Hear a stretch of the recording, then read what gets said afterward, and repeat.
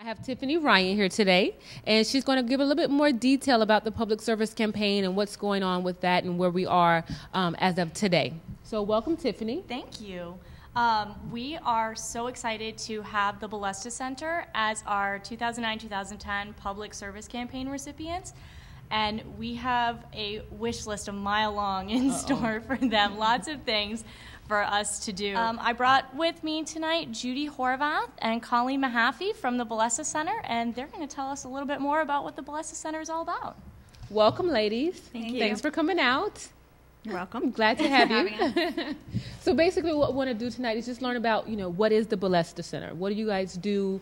Your excitement about the campaign. So tell us, first of all, what is the Bolesta Center? Well, the Bolesta Center is geared towards working with children with hearing loss and teaching them how to listen and how to speak. We work primarily on children who use hearing aids or cochlear implants to learn to listen and develop normal spoken communication. Okay. And you're mainly working with kids from infants up until teenagers, I'm sure? That's correct. We have children all the way up to high school that we work with.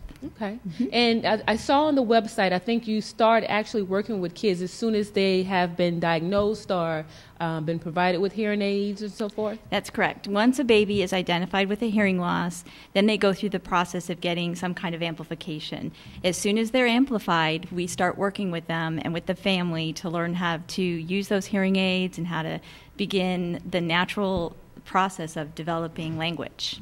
Okay. So we start with them right away. Okay. So tell me this. I'm sure the parents definitely have to be involved with this program. Can you talk a little bit more about the importance of having the parents participate or the guardians participate with the children with these disabilities? What we do is called auditory verbal therapy, and that means that there's 3 people involved in those sessions. It's the therapist, the child, and the caregiver. Mm-hmm. And so we teach the caregiver what they need to be doing with their child 24 hours a day.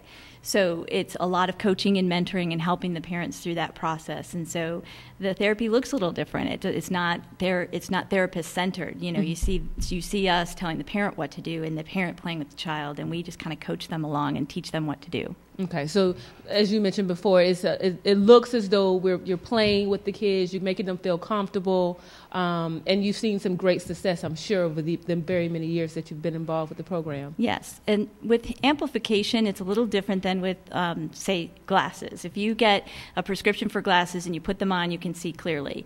If you get hearing aids or a cochlear implant, you have to learn what every little sound is, what everything means, and there's a natural progression in our listening skills all the way from detecting a sound mm-hmm. to then understanding differences in sounds, then to understanding and comprehending language. So we walk families through that whole process. Okay. And so the families, when they come out to you, bring their child into the program, talk about a little bit how they are receiving or receptive to some of the ways that you teach, because I know that you kind of stray away from lip reading and the what people think is the norm, sign language and lip reading, but you do something totally different. Correct. So talk a little bit about how that is being received in the center that you're with the ambulatory. Well, the parents have made a choice for their children, and they want spoken communication. And in order to get that, we have to do what I was explaining earlier, which is to teach them how to start that progression of detection and all the way to being able to comprehend what they're hearing in conversation.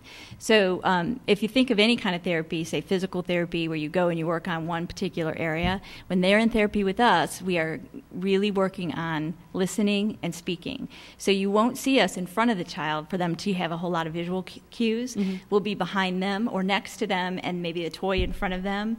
And so we'll be talking about that toy, and they're listening and they're looking at how that relates to that toy. And so they're developing. At first, we start with little ones with just they're called learning to listen sounds. And it might be, a train or a dog barks or whatever. And they listen to those sounds and they associate with that object. And then later it becomes words, phrases, sentences, and conversation. Okay. So what would you say sets you apart from some other programs that are out there today? There, in order to be certified in this area, we are those of us who choose this career are certified through the Alexander Graham Bell Association for the Deaf and Hard of Hearing as listening and spoken language specialists. So the professionals that can do that are audiologists, speech language pathologists, or deaf educators. And then there's a whole process by which we go to obtain all the hours we need, and then sit for an exam, and then take that exam and become certified in the field. So it's kind of really getting down to be a specialist in the field. And that's what we do all day, every day.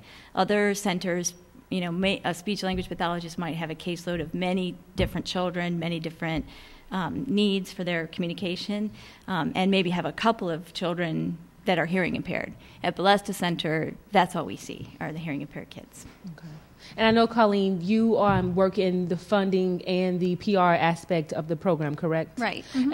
Tell me a little bit about, you know, how you get the word out to people. How do people know about Bolesta Center? And well, that's the most important part, is because we need people to know what exactly we're doing. And because our families, we are a nonprofit, which means we can take families that can pay nothing to as much as $85 per session.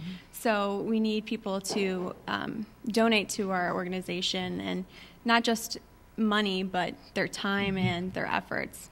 Okay. So that's really important to our organization. And how do people get in contact? Because I think there was a link on your website for donations or how to volunteer. And is that the best way? Our three main goals for people to become involved in our organization is one is to identify children that have a hearing loss and to find our center for those children.